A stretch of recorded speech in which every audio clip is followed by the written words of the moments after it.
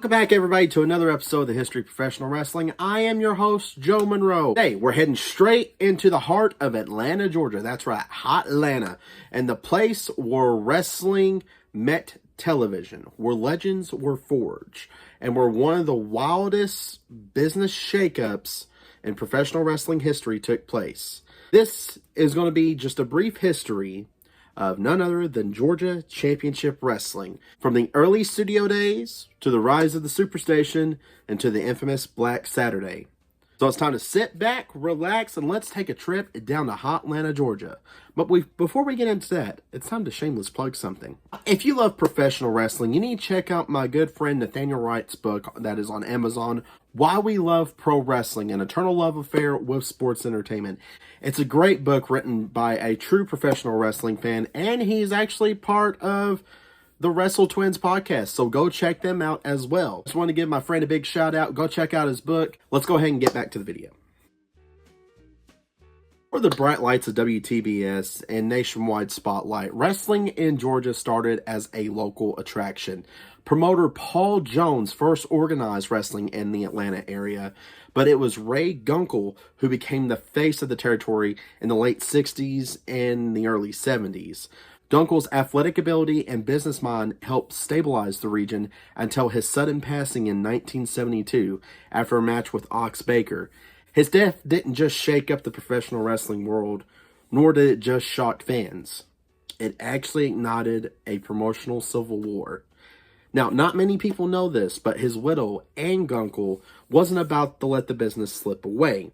She created All South Wrestling Alliance, signing away several major stars and challenging the NWA's control. Now, in case you didn't know, the NWA was working with Gunkel before his passing, and they had a business agreement, and Gunkel didn't agree with it, so she started her own wrestling promotion. There we go. And for the first time, wrestling fans in Georgia had two competing promotions running the show in the same city. It was chaos, and it was personal, but the NWA had powerful allies, including promoter Jim Barnett. We'll get to him in a minute. Bit by bit, All South ran out of steam, and by the late 1974, the NWA remained firm control of the Atlanta area. And what emerged was Georgia Championship Wrestling, now united and ready for the next chapter. A chapter that will change professional wrestling forever. One of the biggest turning points for GCW came when wrestling moved to WCG Channel 17, later named WTBS. At the time, the show was simple. A small studio, a few front rows of fans, and a ring practically touching the walls. I mean, old school wrestling we're talking about here. But the wrestling itself, it was raw, gritty, emotional, and real. Then came the biggest twist. Ted Turner, that's right, TV's Ted Turner, took Channel 17 nationwide, transforming into America's first superstation. Yeah, WTBS Superstation, you all should remember this. Probably not the younger generation, but I sure as heck remember it. It was a big thing back in the day, okay? Even though, that happened years before I was born, but yeah, no matter. Now, all of a sudden, Georgia Championship Wrestling wasn't just regional. It was a national televised wrestling company. It was being broadcast from coast to coast. Everyone can tune in and enjoy Georgia Championship Wrestling.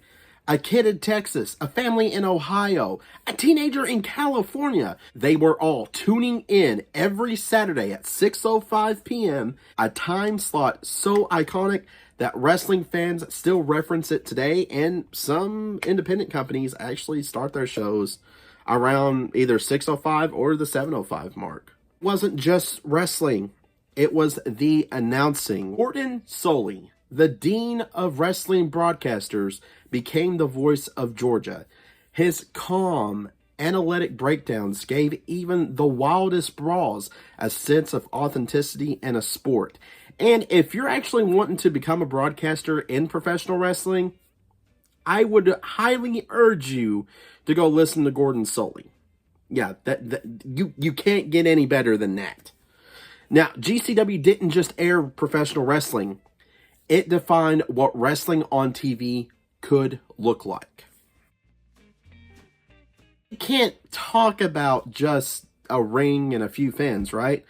Let's talk about the incredible amount of talent that came through Georgia. Major stars who defined GCW: Tommy Wildfire Rich, fiery promos, explosive energy, and a connection with the fans that made him a nationwide heartthrob. Mr. Wrestling 2, one of the most over-masked wrestlers in American history. Even President Jimmy Carter was a fan. Yeah, anybody remember Jimmy Carter? He's a blanket if you miss it, president, but he was a fan of Mr. Wrestling 2. Roddy Piper, that's right, long before Piper's Pit, he was the unpredictable madman tearing up Georgia with masterclass mic work.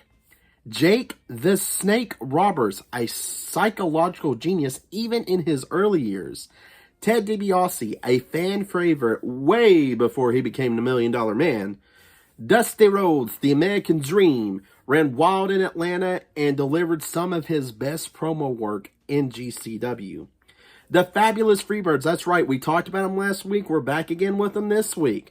Had the perfect mix of rock and roll attitude and tag team innovation. The Minnesota Wrecking Crew, I gotta tell you, if you want one of the toughest tag teams, look no further than Ole and Gene Anderson. They were not only one of the most toughest tag teams, but they are one of the most respected tag teams in professional wrestling history. Now, the feuds. We can't talk about wrestlers and not talk about the feuds. Tommy Rich versus Buzz Sawyer, perhaps the most famous rivalry in GCW history. Brutal, emotional, intense, and it ended inside a fully enclosed cage in the last battle of Atlanta. Now, this match would actually be the predecessor to what we know as the Hell in a Cell match later on down the road. The Freebirds versus, well, everybody. Whatever Michael Hayes, Terry Gordy, and Buddy Roberts went, chaos followed, including the massive rivalry between the Von Erichs that brought Texas and Georgia fans together. Mr. Wrestling 2 and The Masked Superstar, a classic series of mixed mat wrestling and character storytelling. GCW was more than a territory. It was a proving ground for future icons. Fans saw exciting and charismatic characters. Behind the curtain, things were just a little bit complicated. Promoters had different visions. Talent was jumping ship to other territories. And the national wrestling landscape was shaking up. Ole Anderson was one of the toughest and old school bookers in wrestling history. He wanted GCW to remain traditional. Studio wrestling, realistic athletes, no over-the-top cartoon characters like you were seeing on, the other channel. But the other owners who had shares in the company, Jim Barnett, Jack Briscoe, and Jerry Briscoe, we're looking at a new player that was rising up. And I'm talking about none other than Vince McMahon in the WWF. McMahon, at this point in time, was aggressively expanding, buying time slots and pushing his rock and wrestling vision, which was working on a national scale at the time. To the Briscoe brothers, WWF meant nationwide money and a brighter future.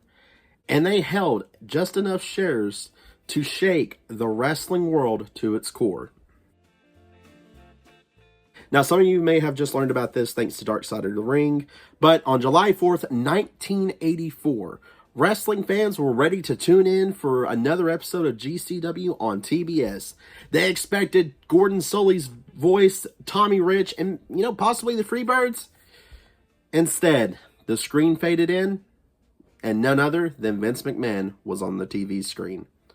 No warning, no explanation, just a brand new product from the WWF. Fans were furious.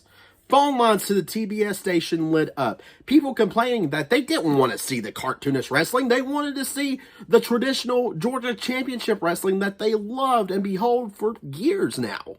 Even Ted Turner himself wasn't happy. He didn't like the WWF product. He wanted it, just as the fans wanted it, traditional professional wrestling. What was the fate of the WWF on TBS? Well, it was not good at all. Ratings dropped, viewers rebelled, Turner demanded changes, cats and dogs living together. It was mass hysteria, man. And by 1985, Vince was basically forced to sell his time slot. And this time slot went to none other than Jim Crockett Promotions, the predecessor of WCW, and the people who actually was over Mid-Atlantic Championship Wrestling, which we discussed just a few weeks ago as well.